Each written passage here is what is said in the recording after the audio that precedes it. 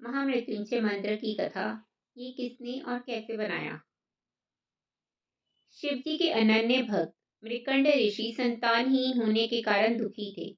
विधाता ने उन्हें संतान योग नहीं दिया था। मृकंड ने सोचा कि महादेव संसार के सारे विधान बदल सकते हैं, इसलिए क्यों न भोलेनाथ को प्रसन्न कर यह विधान बदलवाया जाए। मृकंड ने घोर तप किया। भोलेनाथ मृकंड के तप का कारण जानते थे, इसलिए उन्होंने शीघ्र दर्शन न दिया। लेकिन भक्त की भक्ति के आगे भोले झुक ही जाते हैं।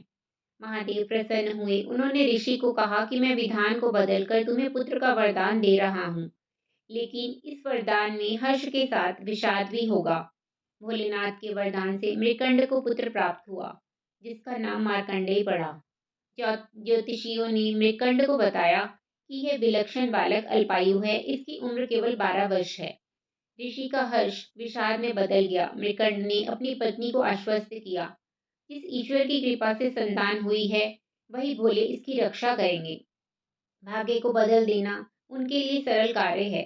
मार्कंडे बड़े होने लगे तो पिता ने उन्हें शिव मंत्र की दीक्षा दी। मार्कंडे की माता बालक की उम्र बढ़ने से चिंतित रहती थी। उन्होंने मार्कंडे को अल्पायु होने की बात बता दी। मार्कंडे ने निश्चय किया कि माता पिता के सुख के लिए उसी सदाशिव भगवान से दीर्घायु होने का वरदान लेंगे, जिन्होंने जीवन दिया है। 12 वर्ष पूरे होने को आए थे। मार्कंडे ने शिव जी की आराधना के लिए मृत्युंजय मंत्र की रचना की और शिव मंदिर में बैठकर उसका अखंड जाप करने लगे। ओम त्र्यंबकम यजामहे सुगंधिम पुष्टिवर्धनम उर्वारुकमिव बंधनात् मृत्योर्मुक्षीयमामृतात्। समय पूरा होने पर यमदूत उन्हें लेने आए। यमदूतों ने देखा कि बालक महाकाल की अखंड आराधना कर रहा है, तो उन्होंने थोड़ी देर प्रतीक्षा की। मार्कंडे ने अखंड जप का संकल्प लिया था। यमदूतों का मार्कंडे को छूने का साहस ना हुआ और लौट गए। उन्होंने यमराज को बताया कि वे बालक तक पहुंचने का साहस नहीं कर पाए। इस पर यमराज ने कहा कि मृकंड के पुत्र को मैं स्वयं लेकर आऊंगा। यमराज मार्कंडे के पास पहुंच गए। बालक मार्कंडे ने यमराज को देखा तो जोर जोर से महामृत्युंजय मंत्र का जाप करते हुए शिवलिंग से लिपट गया। यमराज ने बालक को शिवलिंग से खींचकर ले जाने की चेष्टा की। तभी जोरदार हुंकार से मंदिर कांपने लगा। एक प्रचंड प्रकाश से यमराज की आंखें चुंधिया गई। शिवलिंग से स्वयं महाकाल प्रकट हो गए। उन्होंने हाथों में त्रिशूल लेकर यमराज को सावधान किया और पूछा, तुमने मेरी साधना में नींद भक्त को खींचने का साहस कैसे किया?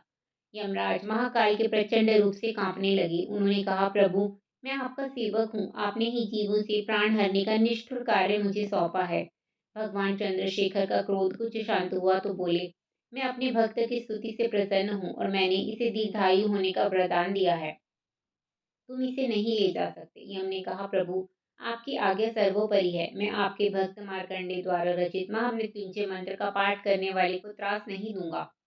महाकाल की कृपा से मार्कंडे दीर्घायु हो गए। उनके द्वारा रचित महामृत्युंजय मंत्र काल को भी परास्त करता है। हर हर महादेव।